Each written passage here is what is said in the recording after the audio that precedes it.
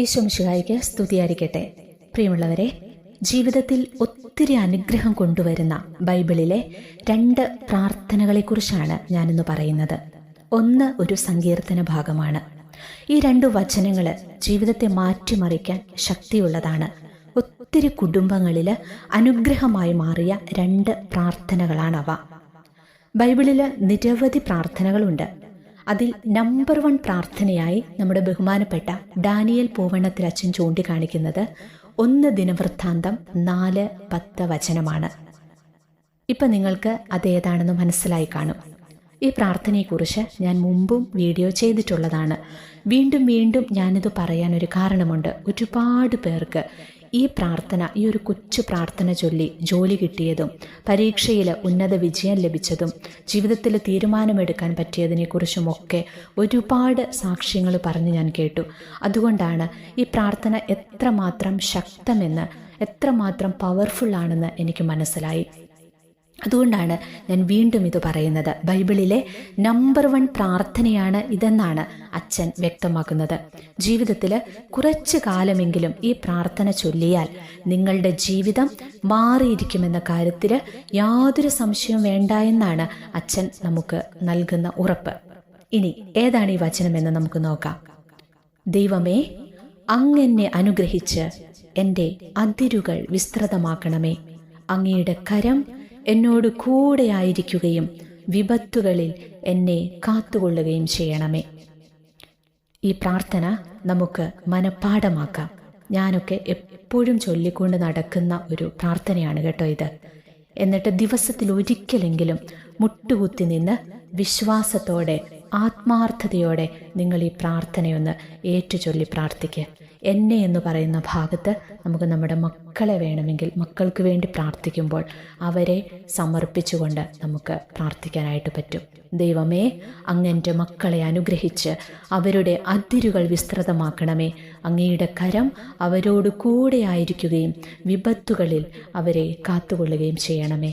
ഇങ്ങനെ കുഞ്ഞുങ്ങൾക്ക് വേണ്ടി നിങ്ങൾക്ക് പ്രാർത്ഥിക്കാം. ആർക്ക് വേണ്ടി പ്രാർത്ഥിക്കുന്നോ അവരുടെ പേര് പറഞ്ഞ് അവർക്ക് വേണ്ടിയിട്ടും നിങ്ങൾക്ക് ഈ കൊച്ചു പ്രാർത്ഥന മനഃപ്പാഠമാക്കി പ്രാർത്ഥിച്ചുകൊണ്ട് നടക്കാം.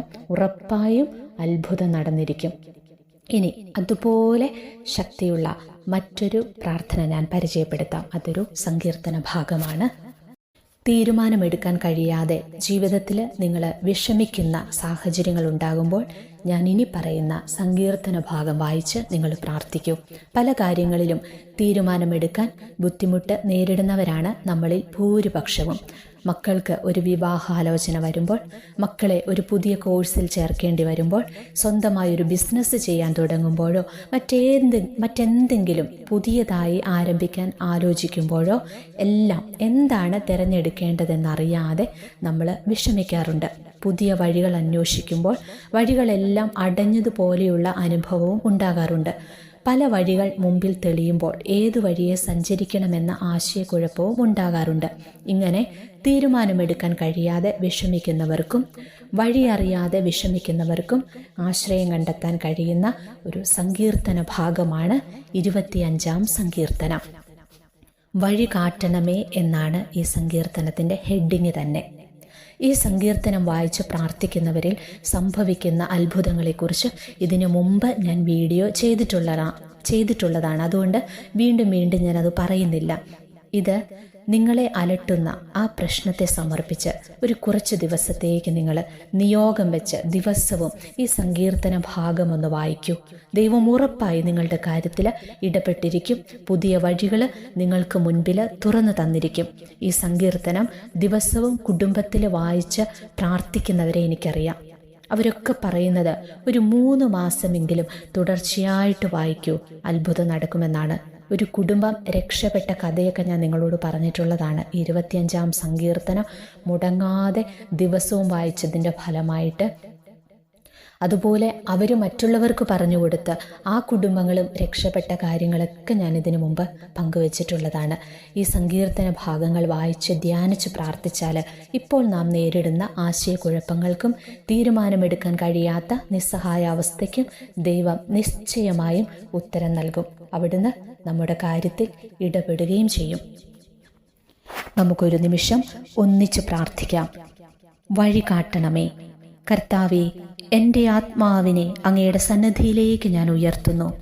ദൈവമേ, അങ്ങയിൽ ഞാൻ ആശ്രയിക്കുന്നു. ഞാൻ ഒരിക്കലും ലജ്ജിതനാകാതിരിക്കട്ടെ. ശത്രുക്കൾ എൻ്റെ മേൽ വിജയമാഘോഷിക്കാതിരിക്കട്ടെ. അങ്ങയെ കാത്തിരിക്കുന്ന ഒരുവനും ഭഗ്നാശനാകാതിരിക്കട്ടെ. വിശ്വാസവഞ്ചകർ അപമാനമേൽക്കട്ടെ. കർത്താവേ, അങ്ങയുടെ മാർഗങ്ങൾ എനിക്ക് മനസ്സിലാക്കി തരണമേ. അങ്ങയുടെ പാതകൾ എന്നെ പഠിപ്പിക്കണമേ. അങ്ങയുടെ സത്യത്തിലേക്ക് എന്നെ നയിക്കണമേ, എന്നെ പഠിപ്പിക്കണമേ. എന്തെന്നാൽ അങ്ങാണല്ലോ എന്നെ രക്ഷിക്കുന്ന ദൈവം. അങ്ങേക്ക് വേണ്ടി ദിവസം മുഴുവൻ ഞാൻ കാത്തിരിക്കുന്നു. കർത്താവേ, പണ്ട് മുതലേ അങ്ങ് ഞങ്ങളോട് കാണിച്ച അങ്ങയുടെ കാരുണ്യവും വിശ്വസ്തതയും അനുസ്മരിക്കണമേ. എൻ്റെ യൗവനത്തിലെ പാപങ്ങളും അതിക്രമങ്ങളും അങ്ങ് ഓർക്കരുതേ. കർത്താവേ, അങ്ങയുടെ അചഞ്ചല സ്നേഹത്തിൽ അനുശ്രതമായി കരുണാപൂർവം എന്നെ അനുസ്മരിക്കണമേ. കർത്താവ് നല്ലവനും നീതിമാനുമാണ്. പാപികൾക്ക് അവിടുന്ന് നേർവഴി കാട്ടുന്നു. എളിയവരെ അവിടുന്ന് നീതിമാർഗത്തിൽ നയിക്കുന്നു. വിനീതരെ തൻ്റെ വഴി പഠിപ്പിക്കുന്നു. കർത്താവിൻ്റെ ഉടമ്പടിയും പ്രമാണങ്ങളും പാലിക്കുന്നവർക്ക് അവിടുത്തെ വഴികൾ സത്യവും സ്നേഹവുമാണ്. കർത്താവെ, അങ്ങയുടെ നാമത്തെ പ്രതി എൻ്റെ നിരവധിയായ പാപങ്ങൾ ക്ഷമിക്കണമേ. കർത്താവിനെ ഭയപ്പെടുന്നവനാരോ അവൻ തിരഞ്ഞെടുക്കേണ്ട വഴി അവിടുന്ന് കാണിച്ചു കൊടുക്കും. അവൻ ഐശ്വര്യത്തിൽ കഴിയും. അവൻ്റെ മക്കൾ ദേശം അവകാശമാക്കും. കർത്താവിൻ്റെ സൗഹൃദം അവിടുത്തെ ഭയപ്പെടുന്നവർക്കുള്ളതാണ്. അവിടുന്ന് തൻ്റെ ഉടമ്പടി അവരെ അറിയിക്കും. എൻ്റെ കണ്ണുകൾ സദാ കർത്താവിങ്കലേക്ക് തിരിഞ്ഞിരിക്കുന്നു. അവിടുന്ന് എൻ്റെ പാദങ്ങളെ വലയിൽ നിന്ന് വിടുവിക്കും. ദയ തോന്നി എന്നെ കടാക്ഷിക്കണമേ. ഞാൻ ഏകാകിയും പീഡിതനുമാണ്.